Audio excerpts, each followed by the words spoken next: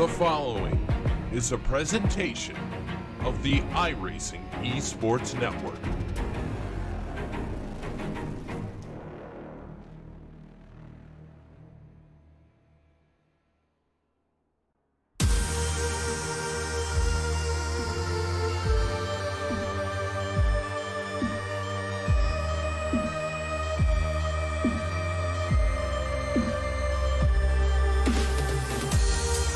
Good evening and welcome to the fifth and final week of the McLaren Shadow GT3 qualifying series, broadcast live by RaceSpot TV here on the iRacing Esports Network. It's me, myself, and I working in the broadcast booth today for the final round being broadcast on this wonderful Sunday evening. Qualifying has come to a close, so let's quickly take a trip down your starting grid. Josh Thompson will be on the pole position here with Jan Dalmas Torres on the outside of that front row. Jace Merrick and Matteo Ugolazzi will be starting from row number 2. Axel Paul and Joseph Ringrose will start on row number 3 with Ross Yost and Maynard Griff on row number 4. Row 5 would be Frederick Palbert and James Wallace, with Daniel Rosset and Sebastian Roy making up that 6th row. Adam Horwood will make up row 7 along with Steven Salvgard. So a relatively small grid here today of 14 cars, 7 rows of them. The beautiful McLaren MP4-12C GT3 car as the field gets ready to get themselves set. It'll be a 14-lap race tonight. Lap times in roughly the 2-minute bracket, so it'll basically be only a 30 or so minute race. Relatively quick sprint for all of these guys.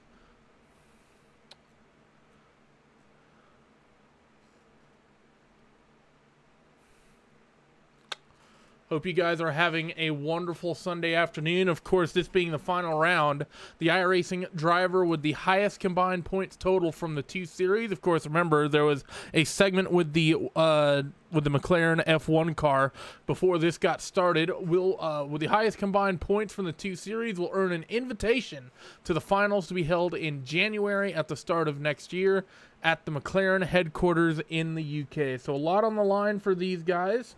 And as we take a quick peek at the points, it's currently Ross Yost who leads the way in this series. Jace Merrick is in 2nd. Marcus Jensen's in 3rd with James Wallace and Axel Paul rounding out the top 5. Note, though, that there is a huge margin between your top 2 and the rest of the drivers. 3rd place, Marcus Jensen, only 199 points. Jace Merrick in 2nd with 304. And Ross Yost with 371 leads the way. So a 67-point gap between your top 2. So it's going to be interesting to see how they go. And, of course, they are both in this race. Jace Merrick starting from the 3rd spot. Ross Yost a little bit further back in 7th. So anything could potentially happen here as the drivers roll off towards the famous Casio Triangle to get ourselves started for a fantastic 14-lap event. Field gonna be in the command of the one and only Josh Thompson. You see him in that number 2 Radical 6 sideways machine. iRacing pace car has peeled off to safety of pit road. We are ready. A big gap, I think, amongst some of the cars through the chicane. Not exactly sure why, but Josh Thompson's going to pick up the throttle, and we are green for 14 laps here at Suzuka. In towards turns number 1 and 2 for the first time. Side by side, perhaps for 3rd. No, they're going to single file it out. Just a little bit of, I think, that 8 car. Jace Merrick a little scared that the driver behind was going to slot it side by side. Ended up not doing so as they go single file through the S's for the first time.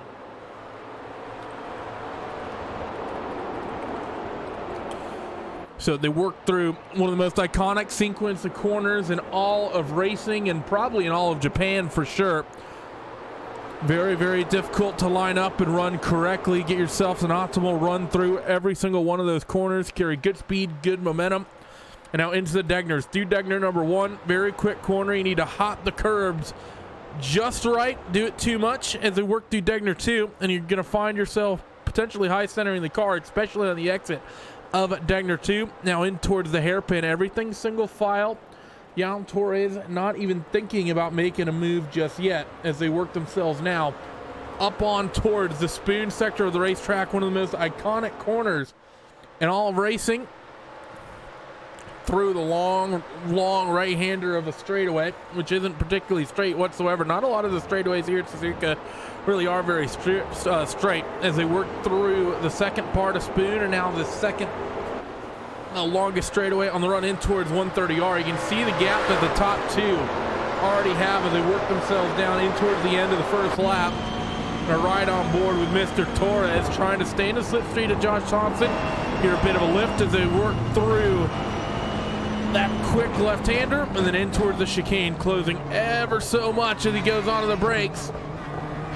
Then through the chicane for the first time, going to be working the slipstream once again on the run down in towards turns number 1 and 2. So Josh Thompson will lead the opening lap with Jan Torres holding on to his second spot. Jace Merrick will maintain P3 with Matteo Ugolotti in P4, but that looks keen to change as Ugolotti is going to take a peek on the outside of turn number 1 and 2. He can make this move stick, and he does a beautiful job doing so. Jace Merrick a little bit too passive as he went through in towards turn 1, gave Ugolotti a bit too much room.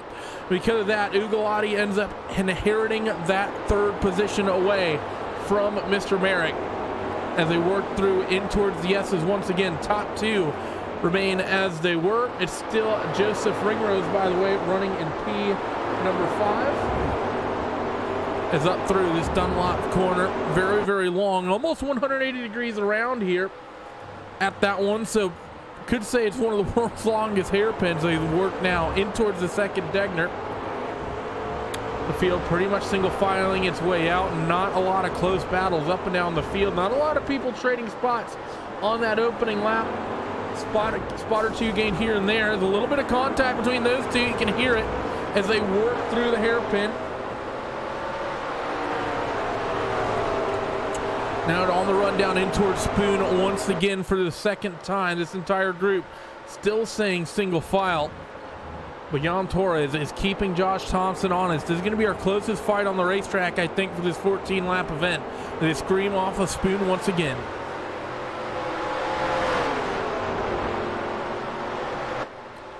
So down now in towards 130R, Josh Thompson maintaining the race lead for now. Torres not doing much to really close in that gap. We do also have a car, by the way, well and truly off the pace, Sebastian Roy, who's 31 seconds off your race lead. Everyone else is a couple or second or so gap between every single car. A little bit of contact in the triangle again, I think, between Merrick and Ugolotti, but I think overall it's going to be inconsequential as they work themselves past the start-finish line once again.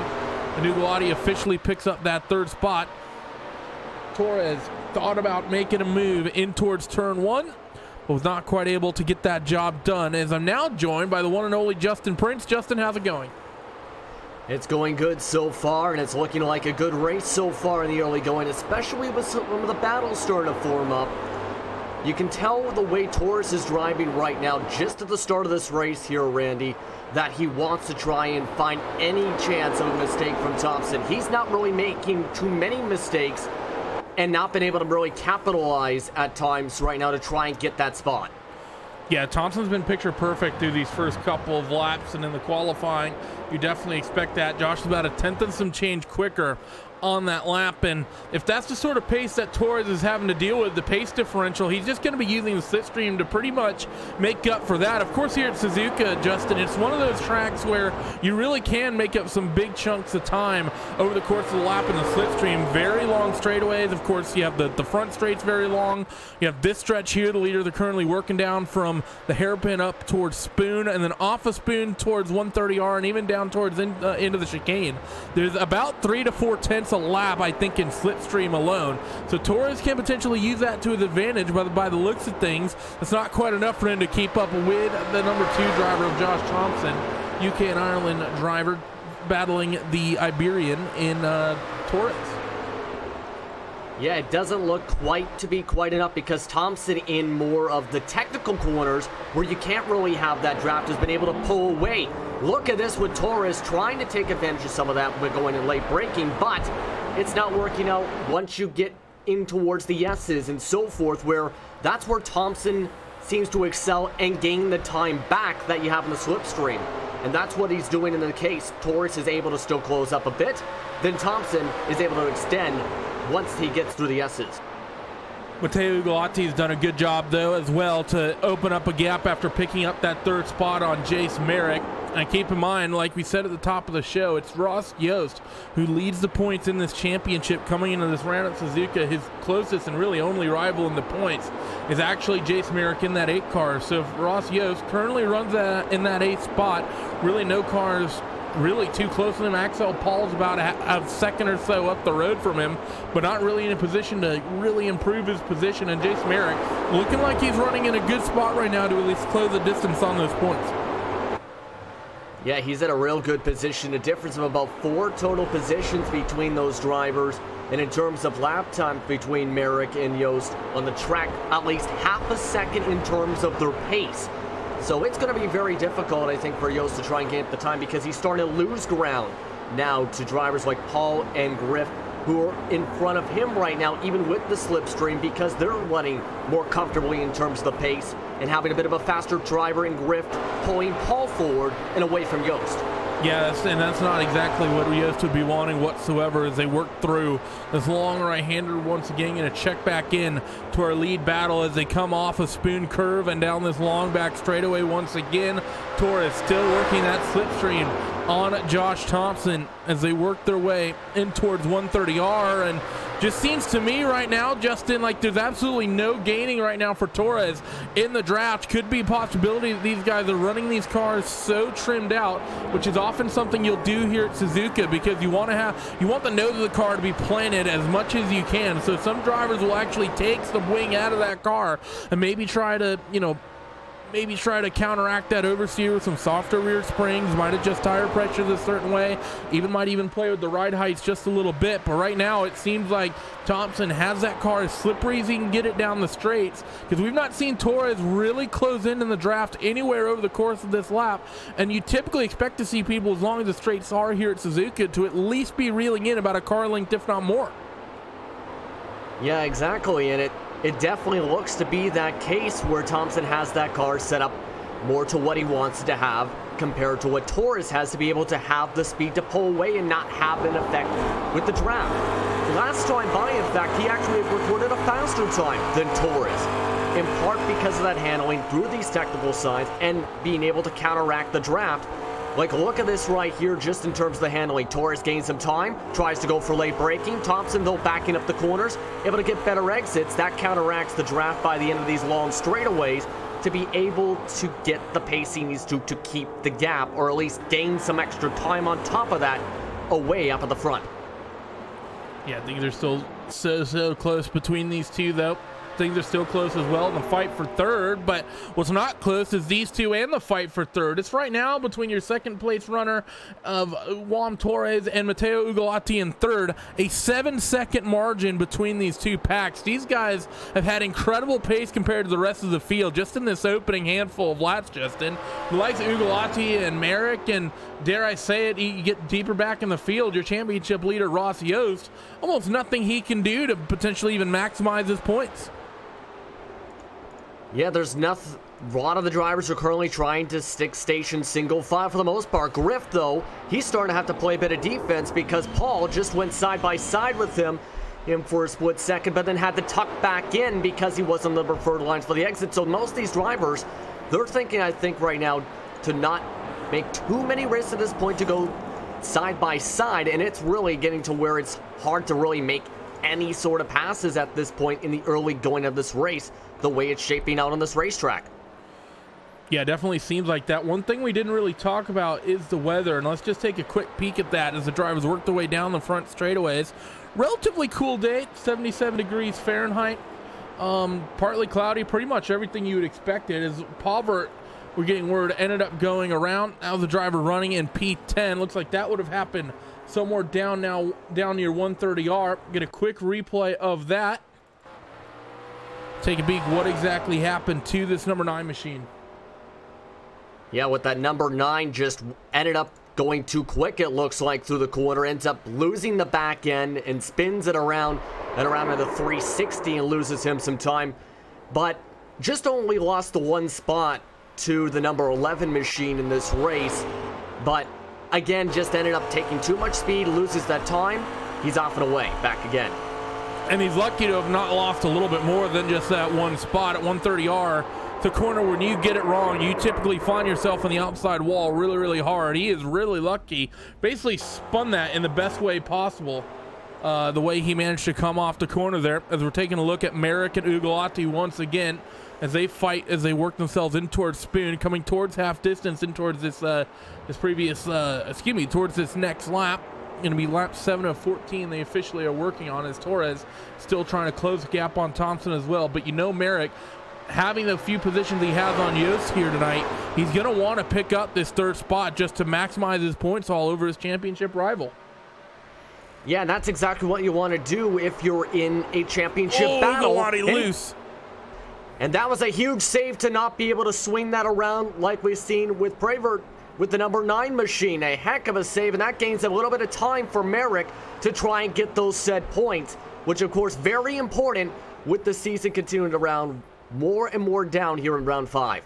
Well, this is the last round of the championship, in fact. So for these guys, as many points as they can get is what they pretty much need here as they work themselves in towards turns number 1 and 2. Ugolotti, we've also seen this because we saw Ugolotti actually make the move on Jace Merrick earlier in the race, but Merrick, you know, is almost like the same exact situation we're having up front, just not quite been able to make the move at the end of the straightaways. He's not been able to close in the slipstream, and I think it may be a similar situation, Justin, to what we're seeing out front because of just with the aerodynamic setups. Is actually Merrick takes a little cheeky peek on the run as they run up towards the Dunlop corner. Not typically a place you ever want to try and make a move, and it pretty much never works. But I think we're seeing a situation where Ugolotti just has that car so trimmed out that there's not much Merrick can do about it when they get to the end of the straights.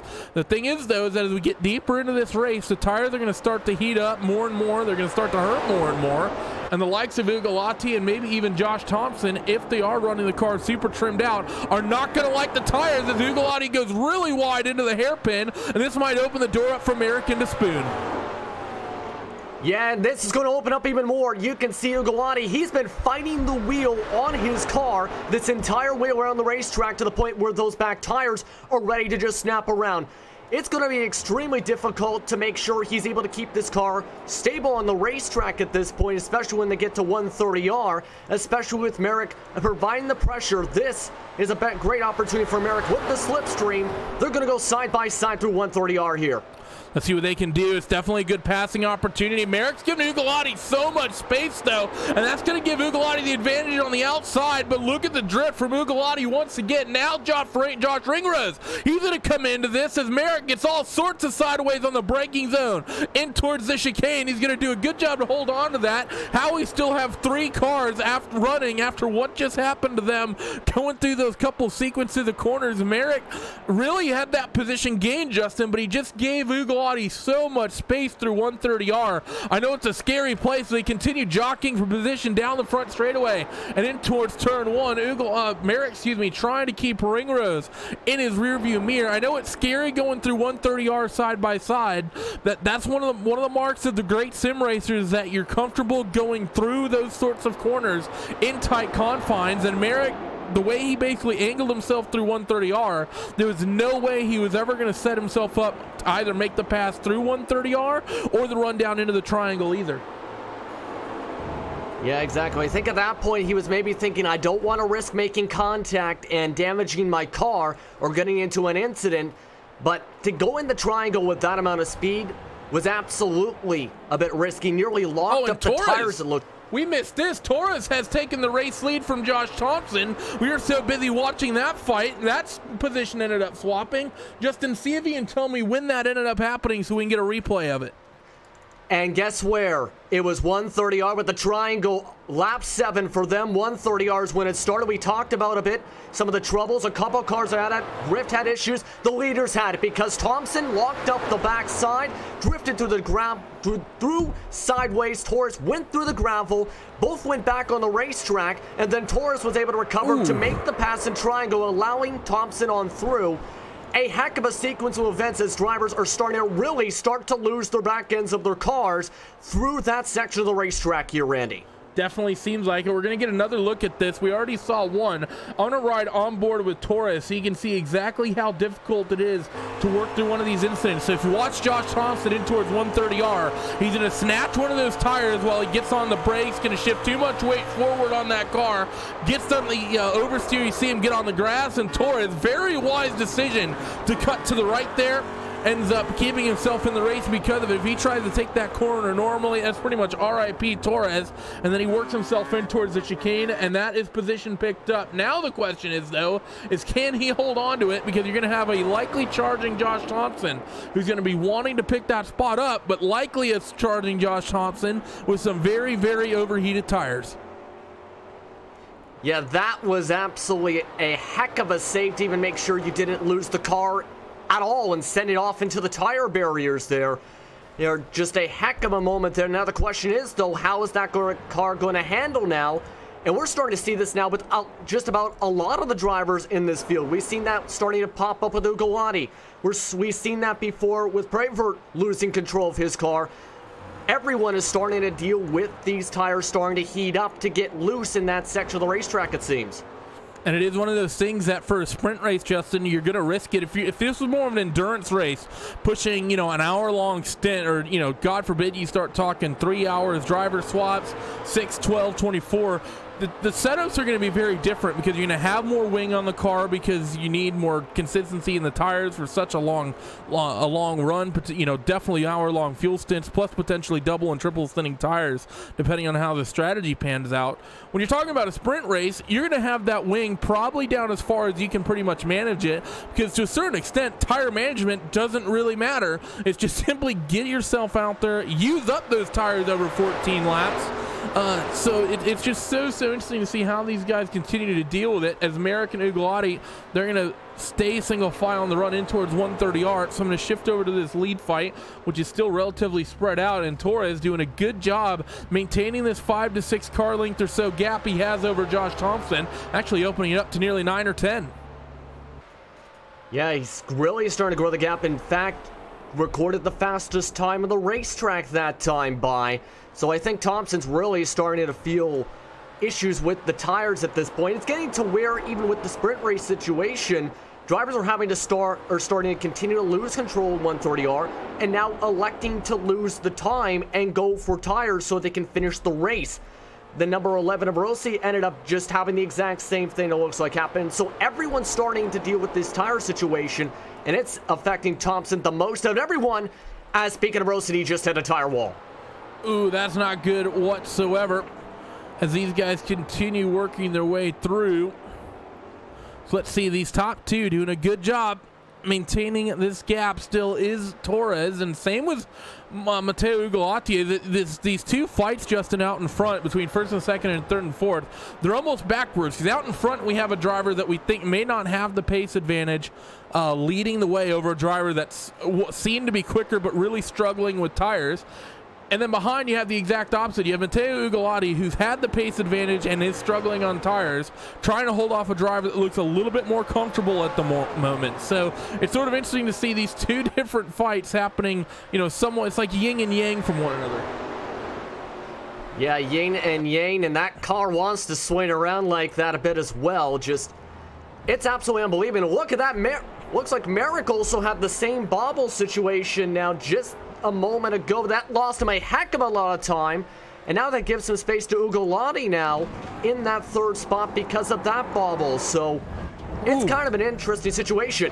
Yeah, that was a big bite of oversteer indeed, as we got a replay of that on board with Jace Merrick. We'll take another peek, see how quickly the hands have to snap over to the right. You also see Ugolati on the braking zone get really, really loose. You see Merrick, quick snap over to the right, nearly 180 degrees of opposite lock, as they continue to fight here for different positions, as our replay freaks out just a little bit. Now working lap number 11 of 14, as the gap out in front has grown in favor of Mr. Torres, out to nearly 0.8 of a second that trip around the racetrack as they came over to start finish. But that doesn't look like an 0.8 of a second gap to me, as they work through the S's. Maybe a little bit of a mistake for Torres as they work through 1 and 2, but he seems to be stretching it back out as they go up an overdone lap for the 11th time.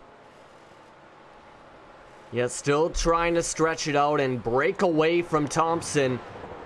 And as you can see how they're handling this racetrack and how things have been shaping out, everyone's really comfortable at this point, as it looks like now everything, they just has to try and keep the time at this point. He knows he's got the somewhat better tires. The question is, how will Thompson now have to respond with having to try and maybe pull back Torres in, who's trying to break away from that draft? It'll be interesting to see how they try and manage this.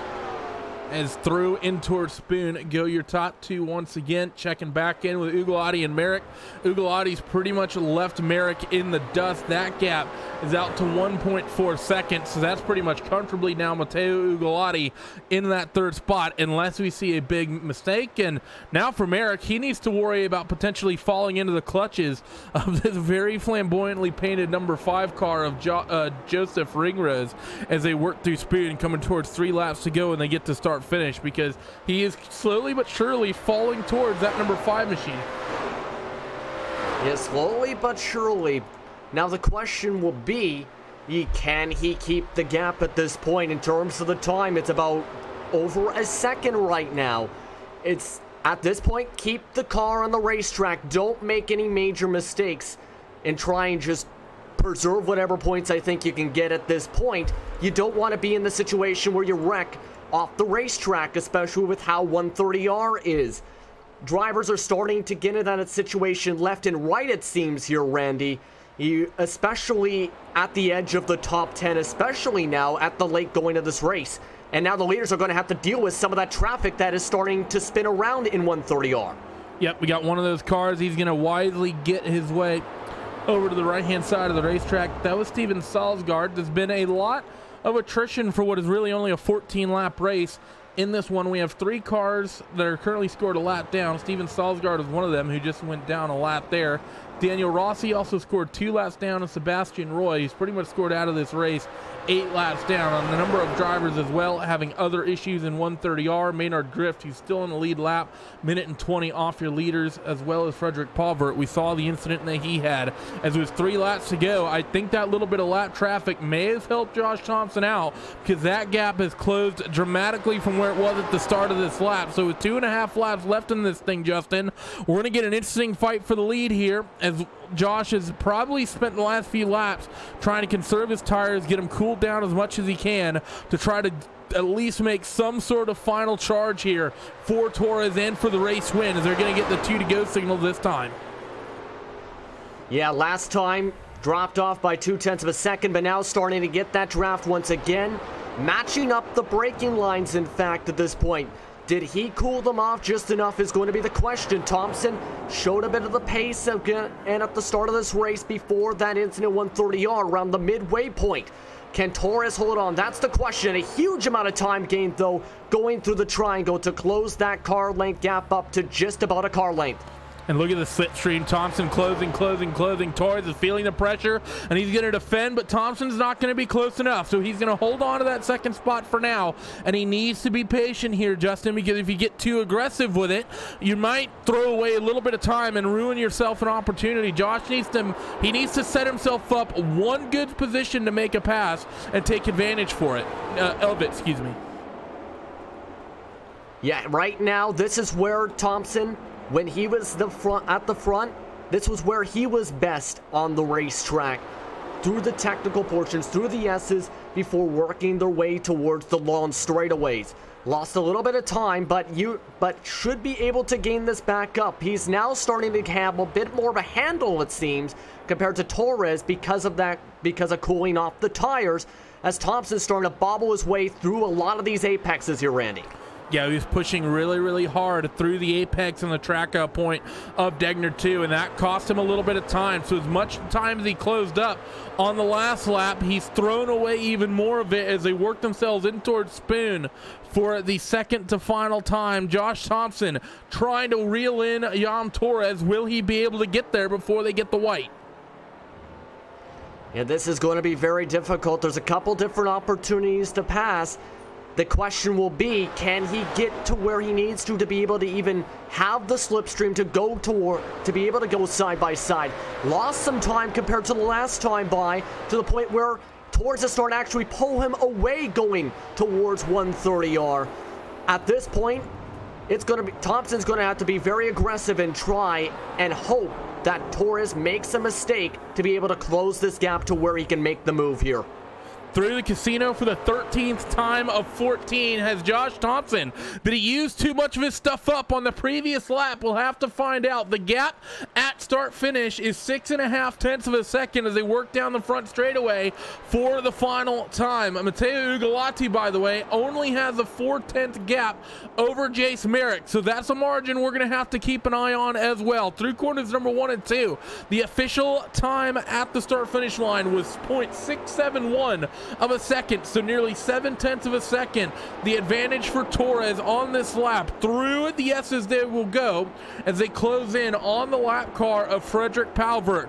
Not going to quite get it done through Dunlop, so it might be an awkward situation on the run through the Degners. Up the hill they're going to go for the final time as they close on the braking zone. Through Degner number 1, they're not going to get to that lap car, and I don't think they're going to through Degner 2 as well. Ugolotti, by the way, gets down to 3/10 of a second between Merrick and Ugolotti when they cross start finish. In towards the hairpin, Torres, well, as long as there's no mistake here, he should in theory have this in the bag. Off the hairpin for the final time, and Torres is going to begin to stretch that gap away. Josh Thompson needs to make a fantastic, he needs to have the best spoon curve he has ever had, or there's almost no hope in this happening.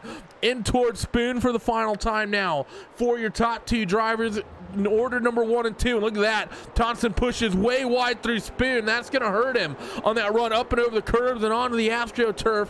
So as Torres works his way down the back straightaway, he's going to see on his relative black box that number growing to the car behind him of Josh Thompson. Through now, in towards 130R for the final time. Torres is picture perfect. Thompson is picture perfect. One more braking zone to go for the driver of Yao Torres. Through the S's and down in towards start finish. The number 1 of Yam Damascus Torres is going to win here at Suzuka. What happens for P3 though, as Ugolotti works his way now down the back straightaway, and he has completely dumped Jace Merrick. Where's he gone? Joseph Ringrose has actually taken that 4th spot away, so Ringrose takes P4 and Merrick falls in towards P number 5, and that might be very important for the championship between Merrick and Yost. A heck of a moment there, and again, all came down to mistakes. As that battle was shaping up, as you were discussing, it was down to the 3/10. Merrick went for the move to try and get by Ugolotti. Some point after the S's, the car then snapped to the right and sent him off into the sand track, Randy. The replay is up to show exactly what happened throughout that lap, where he started to gain the time through the S's, worked their way past the lap traffic, and then just after the S's, Merrick went for it. Unfortunately, we talked about how these cars have been getting loose in the later part of the run. Tapped the grass, sent him to the right. Off goes Ringrose for the position, and that drops him down to the 5th spot for the finish. Yeah, we're watching the replay. We're currently riding on board with Merrick, and you can see he has a windshield full of Ugolotti, and he makes the move down towards Dunlop, gets all sorts of sideways through this corner, going to switch it back over here, and that's where the mistake happens. And we saw him think about making that move, Justin, a little bit earlier on in the race, doing it through that Dunlop part of the racetrack. You can get alongside and make the move there, but that's not really a position you should ever put yourself in, and depending to make that move up, because if you get up the inside at Dunlop, you really, there's only one of 2 things that happen. It's either exactly what happened to Merrick there, or we're going to close that replay out. We're going to clip that grass on the inside, or more often than not, you're not going to have the pass done. You're going to have yourself on the outside for the Degners, which is pretty much the worst situation you can be in. That's why you don't ever see people really go for the move there. So it was an aggressive move, and I like the aggression, but it's a move that's very rarely ever going to work out.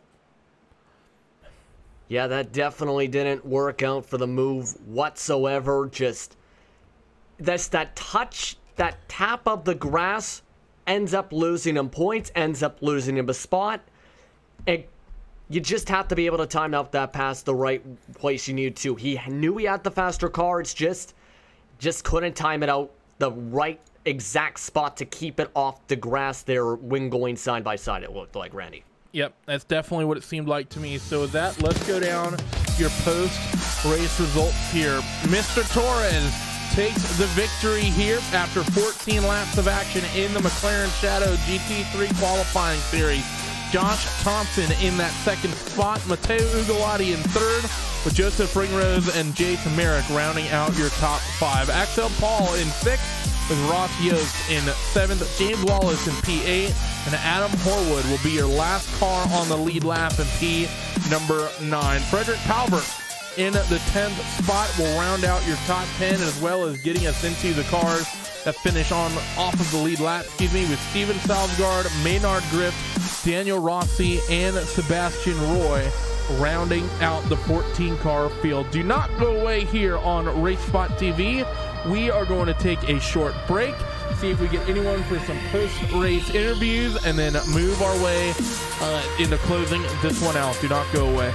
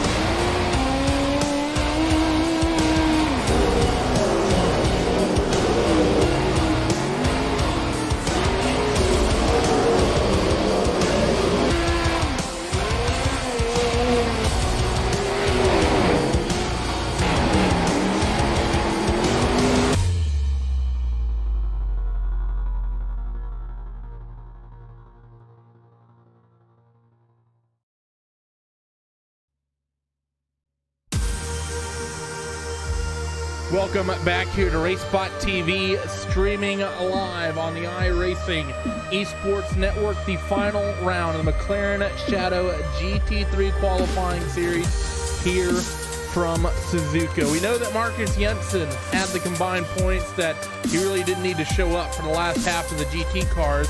However, there's still potential things on the line, bragging rights, and of course some people like to wheel these McLarens as they are mighty fun. Your second place finisher on the night was the number 2 Radical 6 sideways driver of Josh Thompson, and Justin Prince just stood by with him. Thank you very much, Randy. Josh Thompson now joins us here in the broadcast booth. Josh, how are you feeling after what was a bit of a throwing battle between you and Torres up at the front to try and win today's race? Yeah, a bit gutted, really, because obviously that tiny lapse of concentration, like the first time I've ever made that mistake in this car through there, threw away the win, really. So, bit gutted about that, but now it was a great race overall with Torres. Mm-hmm. What caused that mistake, in your opinion? Because it looked like right before that, with you two, a lot of drivers were starting to get very loose, starting to lose the back end going through 130R right before that incident between you two, and where Torres was able to recover quick enough to take the lead, it looked like. Yeah, I didn't really have any issue through 130R, to be honest. I never had an issue. It was, if you look closely, I just dipped a wheel. And because obviously me and Torres did 130R different. He would go through in 6th and lift. I would do the F1 technique, which is you go down a gear and throw it in. I did that, but obviously I just do that. You have to dab the brake a little bit. Did that, clip the grass, and that was it. It was like around it goes. So, but after that, obviously, 130R was a lot more difficult after that because my tyres were absolutely gone. Like I looked at the end of 40% on the rears after that. So it's a bit of a hairy moment through there every few laps. Yeah, that is very interesting to try and deal with 40% rear end tires for sure. How hard was it to try and close the gap up after that, of course, with those rear tires being the way they were? Awful, because every time I'd gain a few times maybe on the brakes or something, just in the traction zone, so the hairpin, for example, I'd struggle there, I'd struggle on the exit of spoon, I would get the run into it, get my line nice, get it hooked up, put my foot in, just lose 2-3 attempts. Then through the S's on the last 2 laps, you could see the car was sliding around everywhere, which is horrible. I got one half opportunity, but I was just a bit too far back without making it a real dive, and end of the day, Torres didn't have to wait for me to come back on the track. So without that, and obviously he did the best thing and waited until I was actually sorted and carried on. So there was no need to dive bomb it and ruin a race because obviously there was a lot of respect there. With this being the final round basically for the GT3 qualifying, is there anything you want to add or anything you want to say for anyone following you along in your Radicals Online machine for the McLaren Shadow? Yeah, just really everyone at Radicals, really, because without those guys, I wouldn't have really in the position. Obviously, my main focus was the F1 side. So obviously the F1 side was the big impact for me. So that was when I put the most effort in. Obviously, I didn't go too well towards the end with the 2-ish rounds, which is a bit of a shame because otherwise I would have liked to challenge Marcus in this. I felt I could have given him a closer run in this. But yeah, everyone at Radicals, really. Just without those boys, it wouldn't have been possible. Thank you very much for the time, Josh. Congratulations on the podium tonight. Thank you. See you later, guys. And that was Josh Thompson coming away with the second spot in today's event. Randy? Yep, that was Mr. Josh Thompson. Second driver we're going to have a chat with at the same time is Mr. Jace Merrick, who was talking to another driver in our green room. Jace, come away with a 4th place finish tonight after a little bit of a mistake on that final lap. 5th place finish after a bit of a mistake fighting with Ugolati. Dunlop's not typically a corner you'd ever try to make a move, but you felt confident through there. That was the second time you tried to make it stick. Talk me through it. I guess what was going through my mind at the time was that I was just trying to keep the pressure on him, force a mistake from him, but kind of rattle his cage, I guess. But I poked my nose somewhere that shouldn't have been, and I got bit for it. Well, yeah, definitely seems that way, as I think we've finally gotten updated points, and you end up about 40 some odd points behind the likes of Ross Yost. 48, I think, is the actual count. So I don't think the 2 positions you lost, I'm not sure if those actually impacted you in terms of whether or not you'd have that position or not in the points. But talk me through this championship, because you were really the only other driver, really the only driver that kept up through all 5 races, who's able to keep up with Ross. Talk me through the championship from your perspective. Honestly, it wasn't really about the points for me. It was more about getting myself out there, because if I can race with these guys who've been doing it for years, because I've only been doing iRacing for about a little over a year, McLaren's even less, I think that tells me something that I should go forward with this, and I should take more serious involvement in sim racing.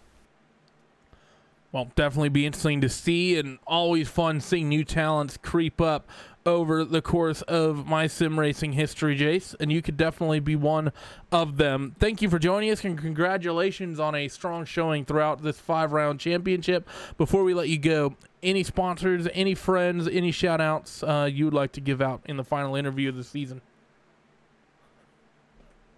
Well, I see my dad in the YouTube chat. He was, with all of his deleted messages, I don't know what the heck he was trying to do. Yeah, and he got put on timeout. My grandma was watching. I need to teach him a thing or two about live streams. Anyways, my grandma is also watching. She's a huge Dale Jr. fan. Probably freaked out when she saw I was number 8. Complete coincidence. But yeah, it was a real fun race.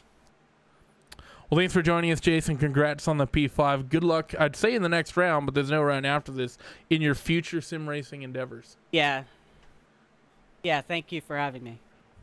You are more than welcome, Jason. So there was your 5th place finisher on the day. Potentially had a 3rd lined up, but wasn't quite able to close it out. Unfortunately for him, we were supposed to talk to Mr. Ringrose, but getting word that he's having connection issues to our TeamSpeak server, so we're just going to close it out on those two, Justin. It was an interesting race here at Suzuka. Due to the small field, not too much craziness happened other than sort of the usual crazy oversteer moments going through 130R, but that was sort of as expected. All in all, kind of what I would, my big takeaway from this one, this race pretty much played out the way a 30-minute Suzuka sprint race typically would ever play out. Yeah, it was an entertaining race even with that too, because you still had some pretty close battles shaping up. It was very difficult for a lot of the drivers to pass and time up the passes for the proper moments, and it was kind of a test of skill. Can you have the proper pace to try and come away with the victory? Can you find the right spots to try and make the pass with the limited amount of time you had with just the 14 total laps? It was a good race, I think, overall tonight here, Randy.